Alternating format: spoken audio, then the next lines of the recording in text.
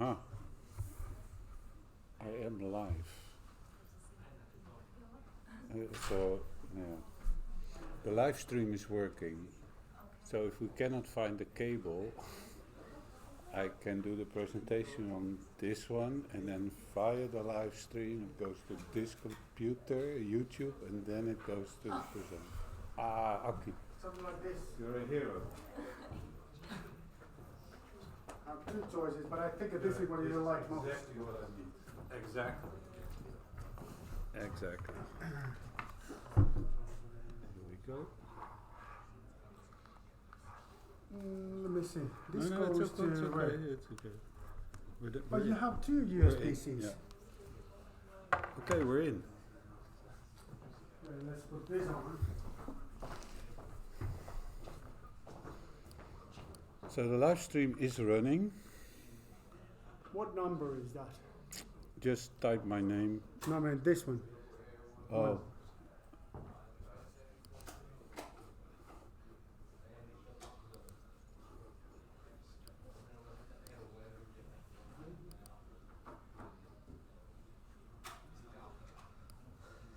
Portable. Look at this. So you're in. No, you're out there. Not in.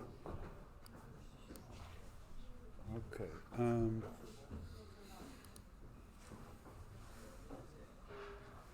Okay. Hold on. Now, what do you want, Aki?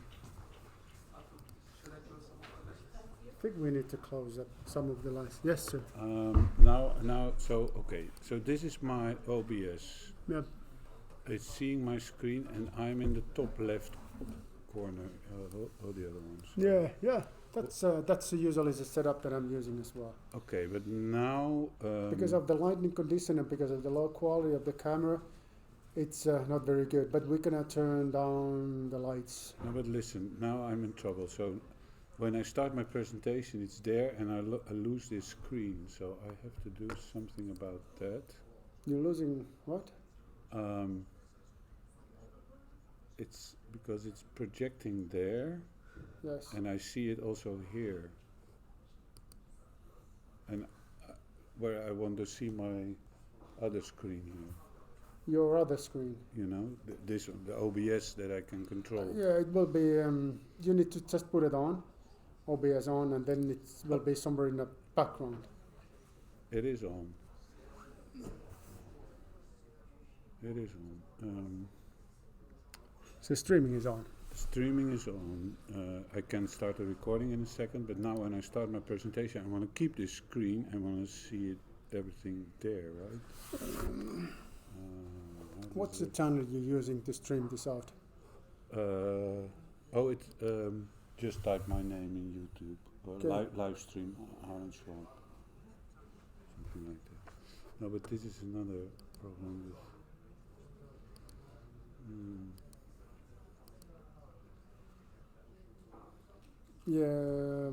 Think you're live. Yeah, I am live. So can you let me just take. Yeah. You want Okay. What do you see now? Well, this comes with a little delay. Yeah, with a delay. So. But still like this. But yeah. I'm sure that soon is gonna be all fine. But then you don't see my head anymore, I guess. No, it's so much behind. Keep it like that, because. No, it was my hand. Yeah, it was your hand. It was my hand. So this is what goes out. So this is what goes out. Yeah, exactly, and that's not what I want. Oh yeah.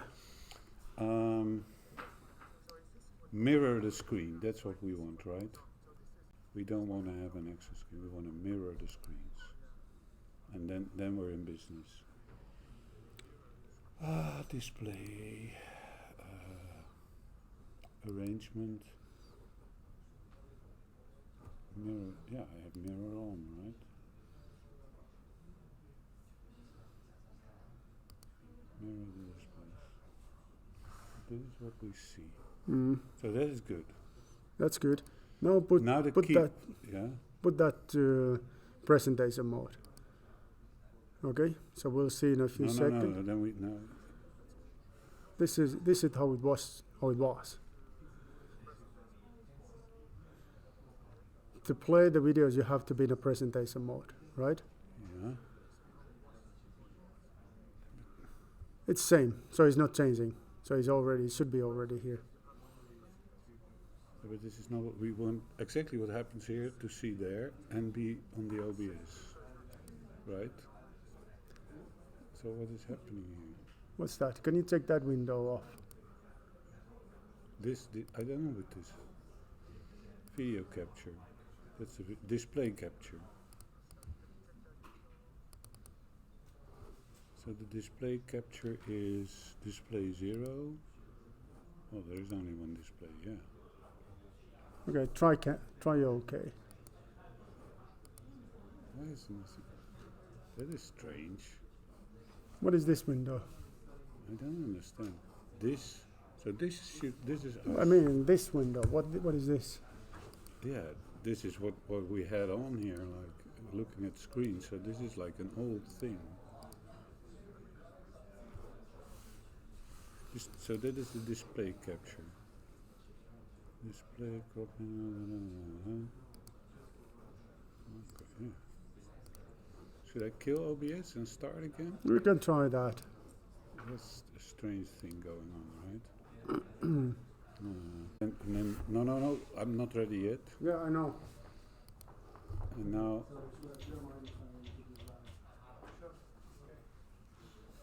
now, what do you see? It comes with a little delay, so let me wait. Still says that it's awful. Oh, now it's coming. Look at this. That's exactly what we want, right? Exactly what we want. Except that Exactly the camera is not so great, but yeah, but that's your part of the line. Okay. yes.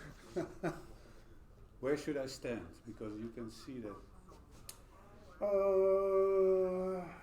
That will be fine because. Well, let me check from the YouTube. This is nice, so I can check here where you should stand. Yeah. That's perfect. Just perfect. It's all technology. Okay, so now finally. But you guys know that I have developed a reputation of always struggling with my streaming. So that happens every single lecture. This is not an exception.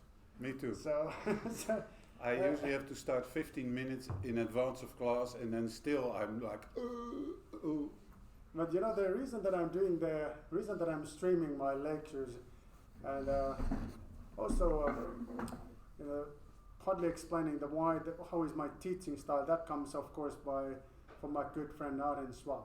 So we've been coaching each other to use this streaming and also trying a little bit of different teaching styles, including in-class quizzes.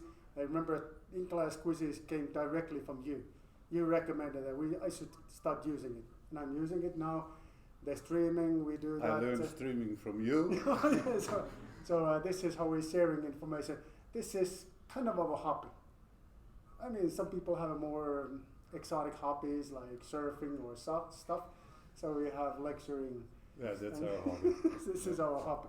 Yeah, now, without further ado, so let me introduce Professor Arend Schwab.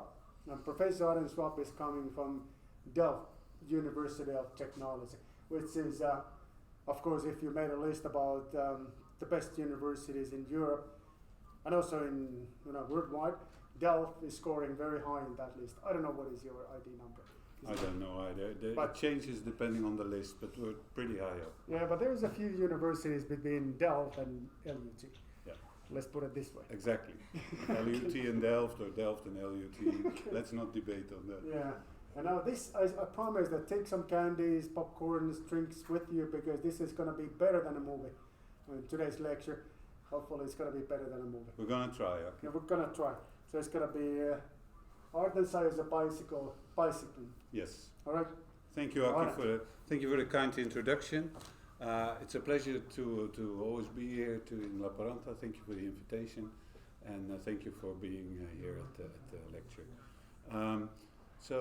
My background is like the same like Aki's. I'm in theoretical and applied mechanics, and in particular multi-body dynamics. But you have to apply it to something. And some 15 years ago, I had a sabbatical in the US, and my host said, hey, you're from Holland, you know about cycling, we have some research in cycling, and it has interesting results which are unresolved, and can you help us with that?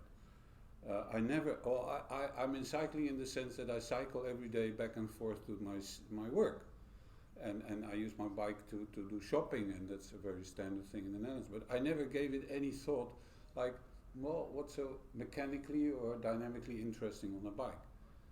And hopefully after this 1 hour, you will share that same interest with me, like, wow, this is a crazy system, this is interesting. So therefore, art and science of cycling. Before we look at such a system, it's always interesting to do an observation. You just observe, watch what happens. And what you see here is part from a movie called Sur de Fête by Jacques Tati, and it's about a postman trying to rationalize in those days, and he wanted to do everything faster than on foot. So the American, he wanted to have a bike, and then you see a bike going by itself, and then everybody thought, well, this is movies. In the movie, everything is a trick, so this is a trick too. But it's not a trick. Even when it goes around the bend, I mean, there's no trick. It's just a bike, and any bike can do this. So let's see. Let's wait before. We want to see when the bike is coming back again. There it is, just by itself. Nobody riding it, and it's nicely balanced. And indeed, if you go to a car park, you take a regular bike and you just propel it forwards with some given speed, it will stay upright. And this is just an ordinary bike. Almost any bike can do that. Standing still falls over, given some forward speed, it's stable. Well, I always say it's not stable, it's super stable.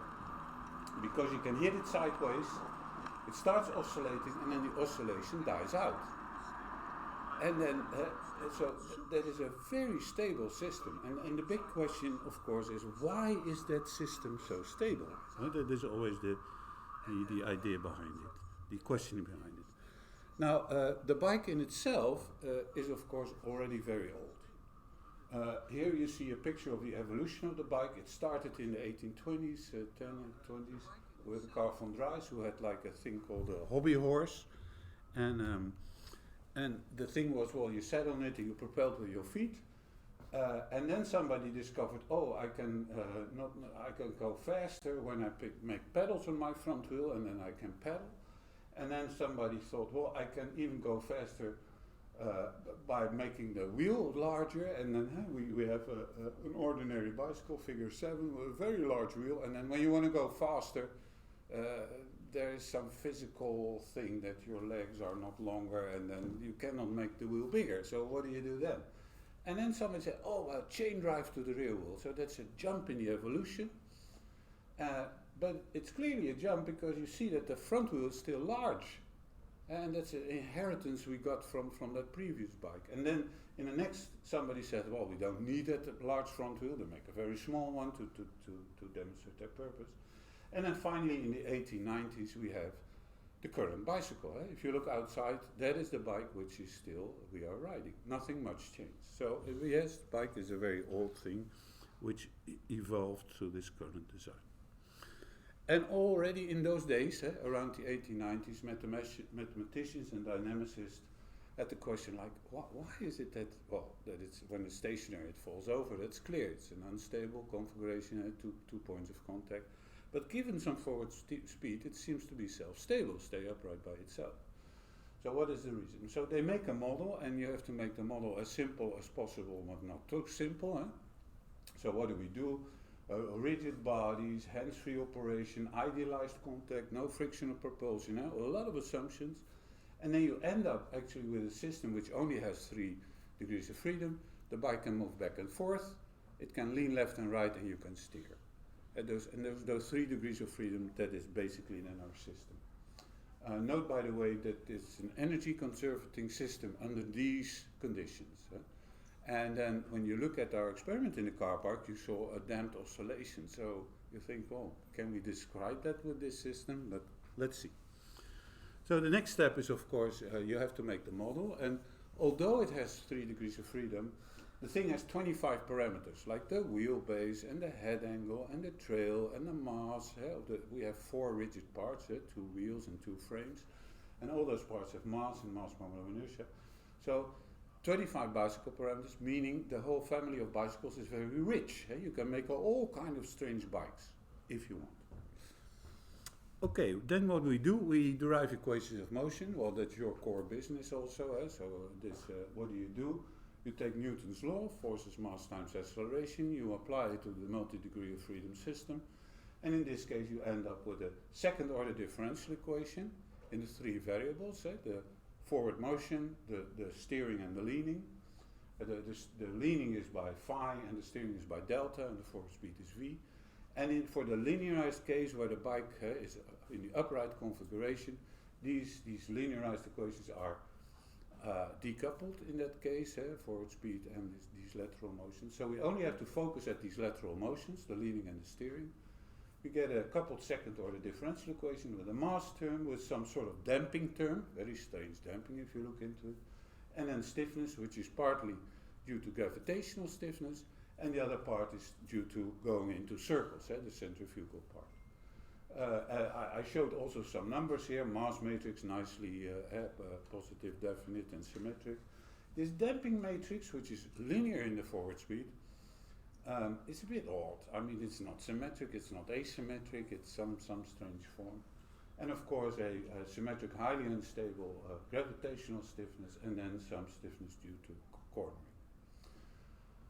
Then we derive this equation because we want to know the stability of the motion, the straightforward motion. So we assume exponential motions. We get a determinant. We get a 4th order polynomial, 2 second order differential equations. So we get 4 eigenvalues and eigenmodes. And since the forward speed is an important parameter, we plot those eigenvalues as a function of the forward speed. Here on the right you see the diagram. Then the blue lines are the real parts of the eigenvalues, and the red part is the imaginary part, the oscillating part. And you see at very low speed that you only have real solutions. You have two numbers A and B plus and the same numbers A and B minus. And that's like with a double pendulum, the unstable motion, the plus and the A and B. And here they are like 5 and 6.5 or something like that. But when speed increases, you see suddenly 2 of these roots, they come together, and an oscillatory motion emerges, still unstable as you can see, but from a certain speed on, all real parts of the eigenvalue are negative, so apparently the thing is stable. So this very simple 3 degree of freedom model already predicts stable forward motions for a bicycle from a certain speed on. The question is, how does that look? Well, we take a multi-body dynamic model on the right, and we do low speed, we give it some perturbation, and you see exactly the same thing which happened, what can happen in a car park. If you go too slow, the bike will start oscillating and falls down. And it's also what happens when you learn how to ride a bike, because riding a bike is dangerous, so you don't go there too fast, and if you don't go so fast, you're unstable, and then you're falling over. I think everybody had the experience when he was young. Then, when you speed up the thing a little bit, you get an experiment like this. Bike moves forward, you hit it sideways, it oscillates, and the oscillation dies out. Of course, it remains the question, like, yes, the oscillation dies out, but it was an energy conservative system, so it's not really damped out, the energy. That can be the case, because energy cannot be lost in this system. So where did the energy then go? That is one of the interesting questions, of course, which I just put in your head, and maybe we'll come back to that. Okay, bicycle self-stability. Now, how does the bicycle do that? And I always say self-stability is like automagic control. And not automatic, but automagic, because it is like magic. How does that work? So, in trying to understand that, that is a difficult question. So let's go to a bit simpler question, is how do we balance a bike? Because if we have an idea how we do it, then apparently the bike does apparently the same by itself. Again, if I ask you how do you balance a bike, what do you do?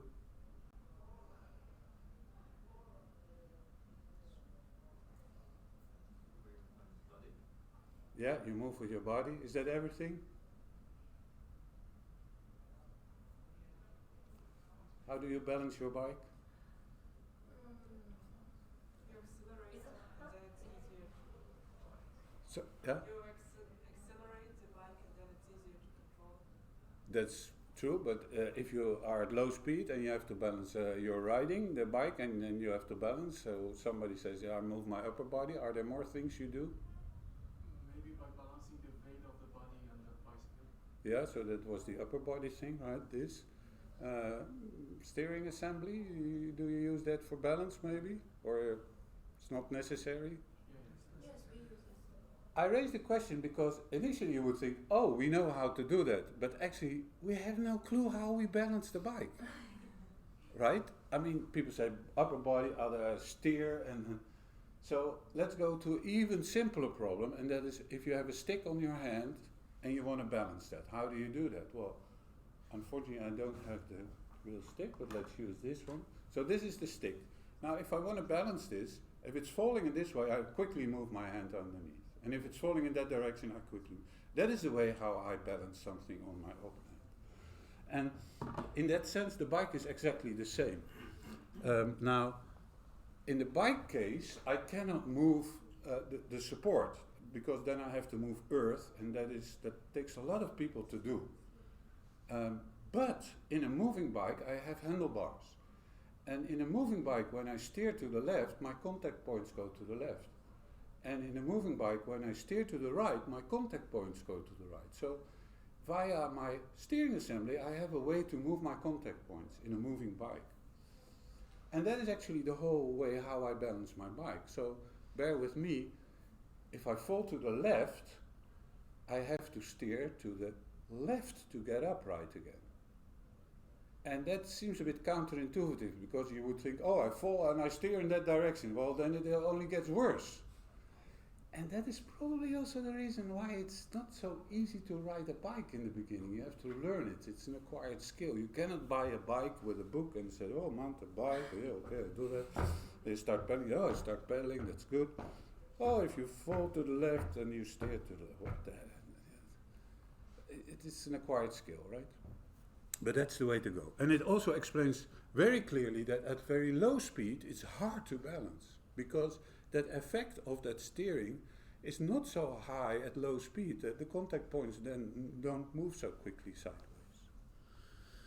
Okay, is that really the way how we balance? And then here comes an anecdote. We have students, they do projects.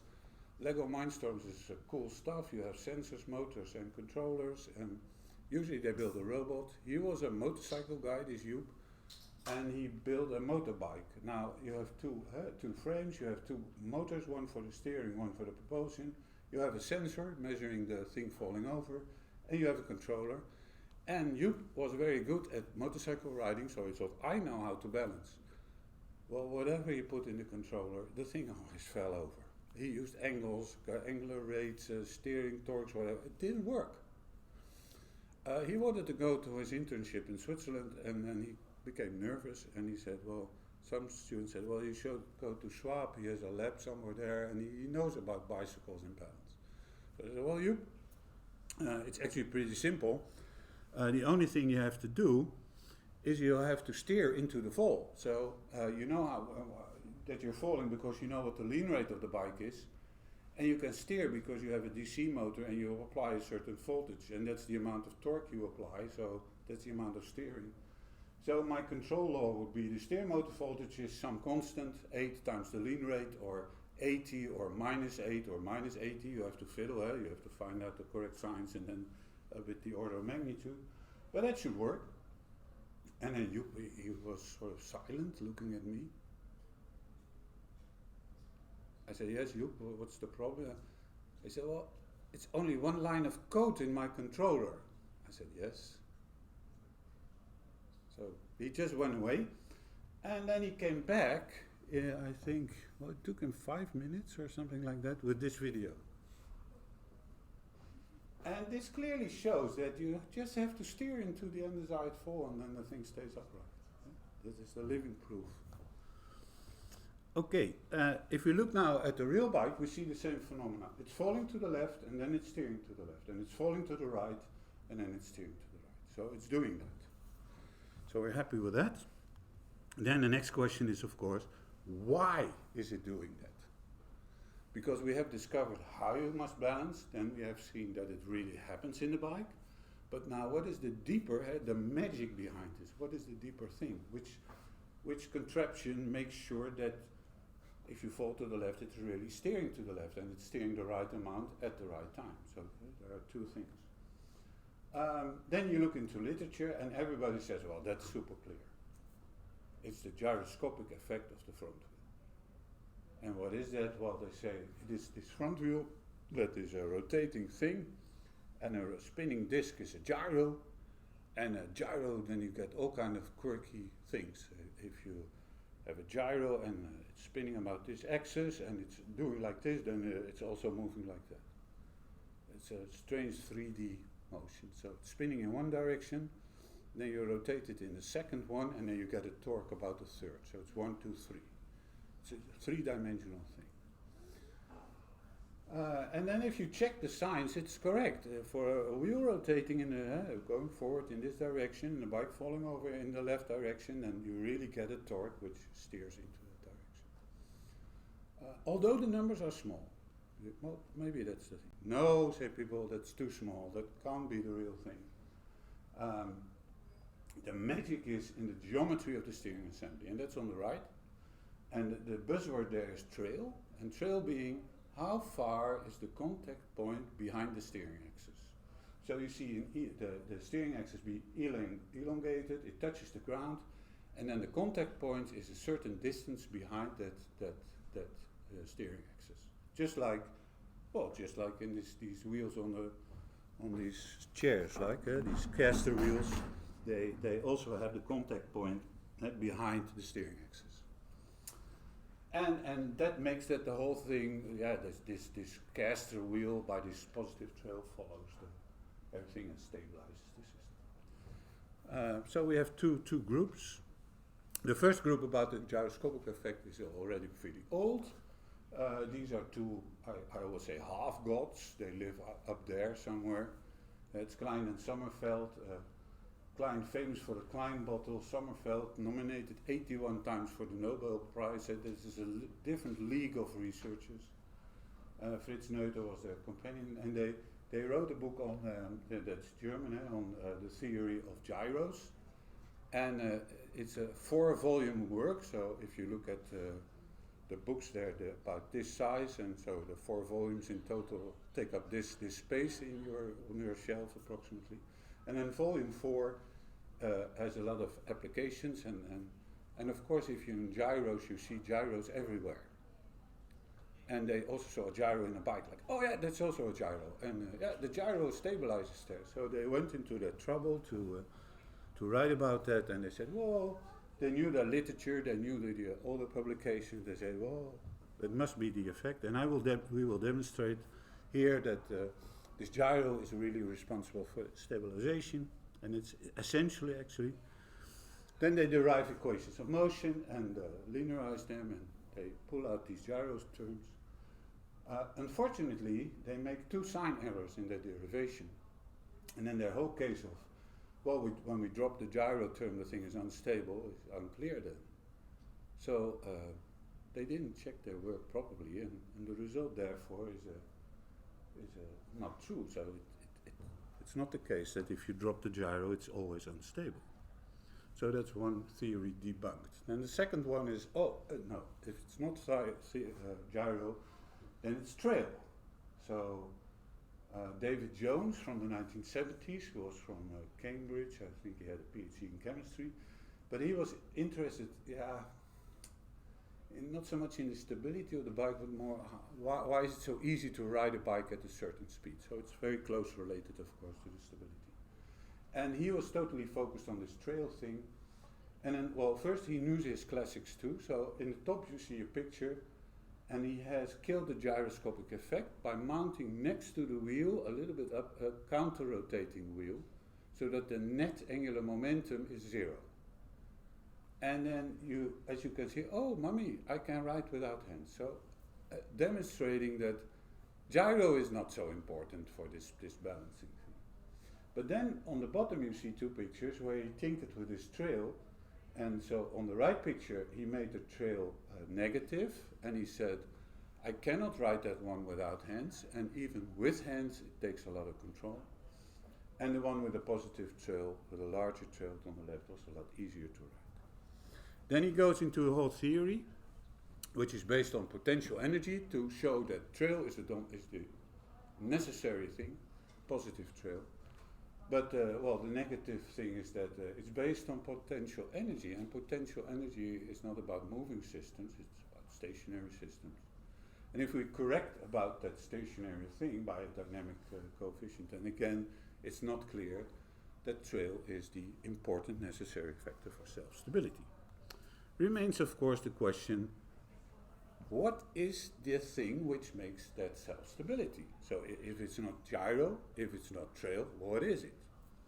Well, if you look at the equations, we've seen those are two second-order differential equations with these four matrices, and every matrix has 4 entries. Well, some have some zeros, but on average 3.5 entries. And then these entries in itself are expressions of our 25 bicycle parameters in the matrices. Then with these entries we have to form a characteristic equation, which in itself is a function of the coefficients of these matrices. So if you want to see what the effect is initially on the stability criteria, which are these 6 Ruth-Hurwitz criteria, that all these coefficients must be positive, then you can fill all the rooms of the whole engineering department here at Lappeenranta University with the expressions. That's undoable. And it's unsolvable, actually, that whole problem, mathematically. So we're stuck. So what do we do? Well, then we go to a simpler case. We say, let's make a bike when there's no gyro. So it's on skates, theoretically on skates. Let's make sure that the contact point is exactly in line with the steering axis. So there is no trail. So no gyro, no trail. And then let's show that this thing is self-stable. Then we clearly have explained that neither gyro nor trail is necessary for this stability. So this is the theoretical basis. It's got only 8 parameters now, so it's a lot simpler analysis. And then you can put it almost on one page to stitch through all the different Ruth-Hurwitz criteria to come to the conclusion, oh, for this set of parameters the thing is self-stable. And it ends up in something like this, that you say, well, the mass of this front assembly has to be in this shaded region. If it's there, conditionally or unconditionally, then you can have a system on like shown on the right, where all the eigenvalues from a certain point are all negative and the thing is self-stable. So that's a nice theoretical result. Of course, the proof of the pudding is to eat, so we have to make that bike. Well, before we do that, we simulate it in a multi-body dynamic environment, and we see it's not about small numbers. And you could think, oh, it's about small perturbations. If I really hit it sideways, it immediately falls over. That's not the case. The simulation also tells us, well, you can just hit it with a reasonable amount sideways. Let's run it again. So it's going at a forward speed. It's not already, well, whatever. I hit it sideways and it's not falling over. So we made the thing. Of course, with 2-point masses it's a bit more difficult, and all the details about you want to have low friction, so you make small bearings. You have to make sure that the contact between the road and the wheel is idealized, and you cannot use tires. You have to kill the gyroscopic effect, so we have a small wheel on top of the ground wheel. But in the end, we were able to make a bike like that, a little bit scaled down. Usually a bike is 1 meter wheelbase, it's 3.25 now. 2-point masses of 2 kilograms, so it's all manageable now to do experiments. It's 99.5% gyro free. That's not completely, but that's reasonably well. And it has a little bit negative trail, and we did that on purpose because in reality the contact with the ground is never a point contact. It's always a finite region. And if we estimate that the contact patch is within this 5 millimeter, and we make a trail which is -5, we're really sure that the net lateral force is not having a positive trail. Okay, that having said, we can then measure the thing and then compare the measured the eigenvalues from the measured parameters with the theoretical one. Still tells us it should be self-stable. So then we build the thing, we go to the gym, we launch it and we release it, and hopefully it will stay upright. And indeed, it nicely stays upright. Moreover, we can launch it again, and then we can hit it sideways, and then it should stay upright. And yeah, it's nicely, it oscillates a little bit and it comes back up again. Well, this was the topic of our publication in 2011 in Science on a bicycle can be self-stable without gyro and caster. Remains of course the question, why is this bicycle self-stable? Well, it has to steer into the fall. We all agree on that. But then the question is, how does it do that? Well, looking back at the machine, if this is the machine, then so if the rear frame, which is the dark one with the mass MB, if that one is falling over, then apparently the steering is also in that direction. And that's clear because for the gray, the front assembly, the steering is in front of the steering axis. So that's highly unstable. The moment the thing starts leaning, it will immediately steer into that direction. So that, and apparently for this mass distribution, that works. So the idea is the thing, due to the mass distribution, you have this steer into the fall effect. So that's another way of making it self-stable. Okay, so now we looked at this bike, this all the wheels, assembly, all the iron stuff, but it's actually far more interesting to go to a question like, what do we do on a bike?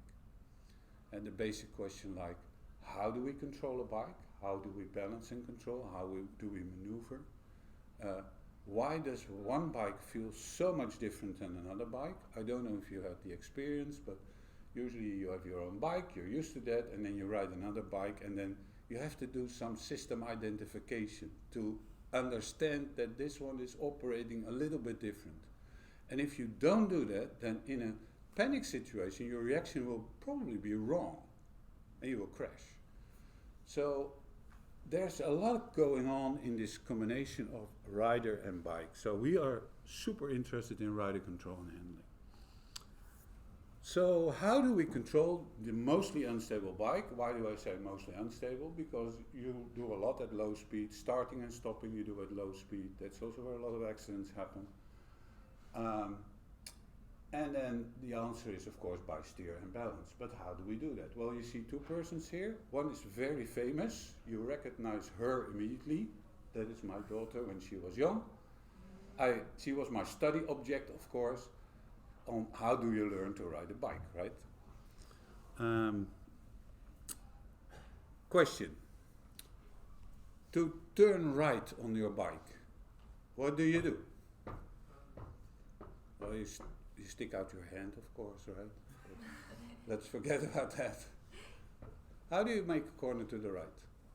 By turning the steering to the left. No, I want to go to the right, not to the left. Yeah, so that. Sounds a stupid idea.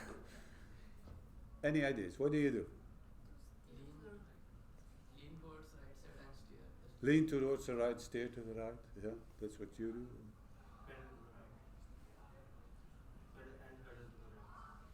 Okay. Any ideas in the back? Steering to the right. Steering to the right. Yeah. Well, it turns out that this gentleman is right. You have to steer to the left. There's only one way to go to the right, and that's steer to the left. And it was what? Yeah, you have to steer to the left and then let go of the handlebars. And why is that? Well, to get into a corner, the whole thing has to lean, and you have nothing to push against on a bike. I mean, if you lean left, the bike goes right, leans right, and if you lean right, the bike goes left. You can do this, but for the net system, nothing happens. You cannot push against something. So how do we get ourselves in this unbalanced state? because we want to go like this around the corner. Otherwise we fall out of the corner. So to go right, we have to lean the bike to the right. Well, I know a mechanism to lean our bike with our steering assembly. So we go straight. I want to lean my bike to the right, then I steer a little bit to the left and I immediately fall over to the right and I get into this curve. So here I have a video of that process. I move forward, I steer to the left, the bike falls over to the right. Well, this goes a bit too quick, of course, so let's do a slow motion one. So the bike moves forward, and from now on I have a small torque steering to the left. You see the bike, of course, falls over to the right, because my contact points go to the left. You get nicely in the corner. You don't have to bother about the steering assembly. It goes by itself. You get out of the corner. You can do the experiment at home very nicely. Cycle and don't hold standing handlebars like that, but just with your open hands and push slightly against the handlebars. And then you ride straight and you push slightly with your right hand, you will feel the bike will fall over to the right. And if you push like this, steer to the left, it will fall over to that side. So please try to do it at home. That's really cool. Or at home on the road. Okay, back to the question, how do we do that? How do we steer and balance? The research on bicycle control and handling is quite recent actually. It started in the 70s, partly at Delft on bicycles and on the other part in America on motorcycles, and both actually driven by safety. The second was the problem in the US. A lot of motorcycle riders were crashing and getting into serious accidents, and the question was, is maybe this vehicle, the motorcycle, is inherently unsafe and we should ban it from our roads. That's a real American approach, like, oh, it's unsafe, not allowed anymore. So that was David's Weir analysis, looking into the rider control and effectiveness. And then at Delft in the 70s, the question was how safe it is to be intoxicated by drugs, marijuana, or alcohol, vodka, to ride a bike. Well, the ethical committee didn't comply with having people intoxicated riding a bike, so that was out of the question. So they built a thing called a sort of a bicycle simulator, and then they just measured their response, and from that they identified these control laws, or these transfer functions which show a gain and a delay. And based on the gain and the delay, they decided, oh yeah, people are doing a bad job here. They have a large delay, or they increase their gain enormously. It was not so hard to find volunteers for this. They were like queuing up in the alley, because everybody wanted to smoke for free marijuana or drink alcohol. So it was merry research. And the result, of course, was, yes, it is dangerous to ride a bike intoxicated. Yeah. And after that, nothing much happened actually. Nobody was really interested. Now, we were still interested in rider control and handling, especially handling. So what do? Again, observations. We built a bike with the cameras and sensors. And the first thing we did was just ride around town. Just some parkour in the city. And this is then the result. The camera is mounted on the rear frame, so you see all the relative motions of the rider with respect to the bike. Of course, you also see the world moving. And you also see a lot of interference. So this is not the ideal way to do experiments. You have so many perturbations from the outside. So we decided, let's go inside. So we went to a large treadmill at the Free University in Amsterdam. It's a 3 by 5 meter surface, has a max speed of 55 kilometers per hour. You can even tilt the thing a little bit up and down. We didn't use that. And then on that one, you can ride. Well, the big question is, of course, can you ride on a treadmill? How does that feel? And then the answer is, well, to me, like an old person, yeah, it feels very strange. To ride a bike on a treadmill is like, oh, I cannot do that. Now, what is the problem? Of course, I'm old and I'm clumsy and so on, but I sort of know how to ride a bike. So what is going on here? One of the sensors is really telling you you're not moving. And that's your eyes. Your eyes are very, very good sensors, very powerful sensors. So my eyes tell me the environment is standing still, there's nothing moving. But me pedaling on a bike and steering is telling me, oh, you're moving, and looking at the belt, oh, I'm moving. But the rest tell, oh, you're not moving. And this conflict results in that you stiffen up and then blah, you finally cannot.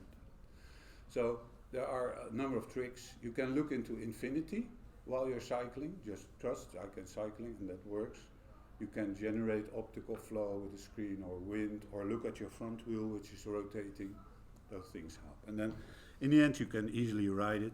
Here you see an experiment. There's the cord is a tether for safety. For the rest, nothing. I'm with a harness in case I fall. And here we just looked at how have we measured and looked. How do we do that? So we have sensors to measure steering and rolling and so.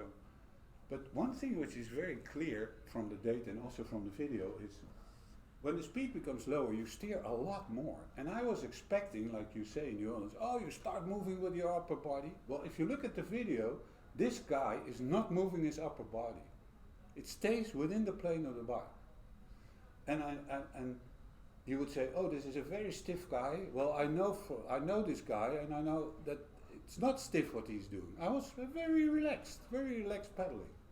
And even at low speed, the only thing which I do besides steering is with my knees, I go with my legs in and out, but not with my upper body. And that was a very deep insight we had. Before that we didn't know, but now we know, oh yeah, balancing is done, not with the upper body, but with steering and knees. And for the rest, not. Okay, this was video data and sensors on the bike.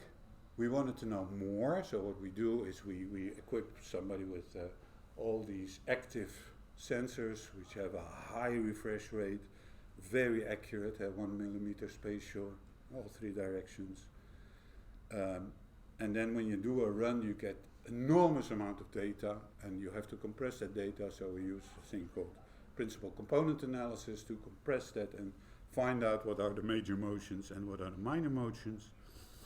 We can reconstruct all the data. That's so nice, when you do all this nice accurate measurements. So left is riding, right is reconstruction. And then this is a sketch of all the different motions, from the major to the minor. So the major motion turned out to be the bike itself, and not the guy pedaling on it. And a nice thing you see, the steering and the leaning is coupled. The second one is just the whole assembly having a yaw motion. Then the third one is paddling, of course, and then the fourth one is you bend your spine because you have to paddle, so there's some spine bending going on, some upper body sway. You also see knees moving in and out, and there's like a secondary. And it also depends, these motion, a little bit on speed. So the knee motion was clearly a low speed one, and the other ones were high speed ones. But that told us that, and here you see difference between different speeds, but that told us that in this control system you have a lot of sensors for input, eyes, ears, haptic, whatever, but the output organ is very simple. That's your steering. So your steer torque or steer angle, whatever, that's your output system for your control. That made it a lot easier. So it's not a multi-input, multi-output, it's no MIMO, but it's a multi-input and a single output thing. It's a MISO, so that makes it a bit more simple. Okay, now you would say that's all very nice, this bicycle research, but what good is it? Or in other words, what is the relevance to society? What can we do with this? And the relevance to society is that we see in accidents that, and this is seriously injured, but the same holds for death in traffic, that with cars and other modes of transport, that's going down. Every year, the number of seriously injured is going down. But in cycling, it's going up every year. That's an exposure problem also, because more people cycle, because people are getting older and staying longer on a bike. But besides that, it's a wrong message. It's a wrong message when more people die in traffic. So, and when you look at the details of this, then it's usually elderly people, and it's usually not that they get run over by a bus or a truck, they just fall over. And in that falling over, of course, the stability of the bicycle is an important thing, so can we assist them in that? So we came up with an active lateral stability control, We call it steer assist. It's like a smart bike. And what does it do? Well, it helps you in the balancing of the bike. Because in essence, as we have seen with the Lego Mindstorms bike, you can make a bike which does the stabilizing itself. So it senses it's falling over and then it's steering in that direction. So we built such a system on a real bike. So besides the human controller, you also have just a steering to the fall controller, and they both have shared control because you can both hold on to the handlebars, and then you can balance the bike. That is the whole idea. The big question is, of course, how does that feel? Because then there's somebody is tinkering with your steering assembly. So how do you like that, or do you something weird is going on? What is this? We built the thing together with the Gazelle and the Bosch company. And this is a prototype, a bit clumsy and so on, but people tend to like it. It sort of works. 50% says, yeah, this is very nice, and then the other 50% says, oh, it's a horrible bike. It's doing all kinds of strange things. Well, yeah, that was the purpose actually. But so the human acceptance side, we're still working on that, and of course the miniaturization of everything. But it's one of the nice applications in this balance stuff. And it really works when we measure, on the one hand, the human controller versus the shared controlling. We see a human controller is doing a lot of steering at low speed, power spectral density is very high, and in the shared control it's a lot lower. He's doing a lot less. The system is a lot quieter and easier. So that's one of the things. And then on top of that, of course, the Bike Lab is doing a whole number of other projects. Well, I want to share just a few results on that. Well, one of the things is I'm very much interested in building a good bicycle simulator. So we have a bicycle simulator where the forces on the handlebars, the haptic feedback, is very realistic. It's model driven. Good head-mount display with a 360 vision. The base is not tilting, so I always say this is the simulator with a bucket, because you have conflict of sensors and you tend to get sick on this one. So we still need a moving platform on this. But then we can make a system where you can evaluate how people ride. Are they still able to ride? Can we learn them to ride? Can we assist them? So that has many opportunities. Then within the consumer industry, there's a thing called shimmy. On the left, you see a sudden wild vibration of the handlebars. I haven't seen racing bikes, but nowadays also in consumer bikes, because they have a step-through frame. It's a bit more flexible. The e-bikes go a little bit faster. You don't have to hold on to the handlebars so tight. And well, this is of course deemed very dangerous. We make models who can predict that, and now the manufacturer build bikes which do not have that. And the other thing is in sports engineering, we work together with Tour de France elite teams, and questions like, why is one so good at descending and opposed to another one? And can you learn a bad descender to become a good descender? And again, that starts with observations, with measuring, and then building a system with augmented reality in glasses, preferably, like Tobii glasses, or where you can project the idealized line of the road in the glasses, so that he can stay looking at the road while descending. He gets information on braking and etc. So that's an ongoing thing. What more? Oh yeah, this year is Olympic Games in Tokyo, and the track cycling team wants new bikes. And then you say, why do you want new bikes? They say, because we want new bikes. It's totally unclear why they want new bikes, but they want new bikes, and maybe it's also for morale. Then a whole team was formed with Koga, the manufacturer, TU Delft for the dynamics and control, Pontus for engineering, and Actiflow for the design of the idealized flow on the bike, reducing the resistance. Multidisciplinary team. We discovered that the current bikes are too small. All current bikes were too small. If you look at the picture, you see this guy or this girl is with her knee hitting her elbow. And the same was for this guy. This is even more extreme. Of course, you would say, well, then this is because all these Dutch guys are so large. You should select smaller guys, right? Well, we said, why don't we make the bike fit the rider? So that was our purpose. Two things: we wanted to fit the rider on the bike, and we wanted to make sure that for this new bike, they had the optimal position to deliver power, and they had the optimal position for the air drag. So the ActiveFlow people told us, well, this should be the posture. And then we went to the bike fitting, and we fitted all the way to get them in that posture and see if that's the max power and change things, all within the rules of the UIC. The rule book is like this, because you cannot build a bike where handling bars are too far away, and the rules are horrible. But anyway, we finally came to build for every individual rider, these are the girls, a bike, and on the top you see the case of one of the initial bikes of one of the riders. And the fun was that about handling and control, she had two bikes. She had a Koga and she had a Loop. And she said, well, the Koga bike is very nervous. When I'm in the corners and I try to accelerate, it's very nervous. I go all over the place.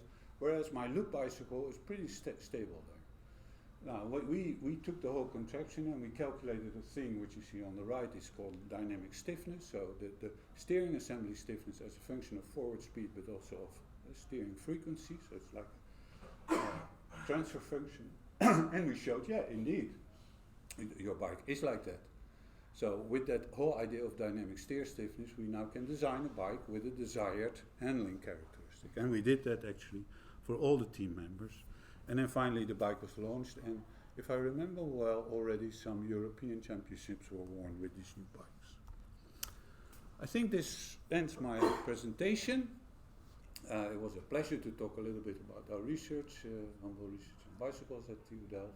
If there are any questions, feel free. Anybody? If it's good, I have recorded everything so that I think Aki will make that available, because I heard that you will get questions again on this for an exam or whatever. I don't know how that goes. But, okay. If there are no questions, then I'll stop the whole thing and the recording. Thank you.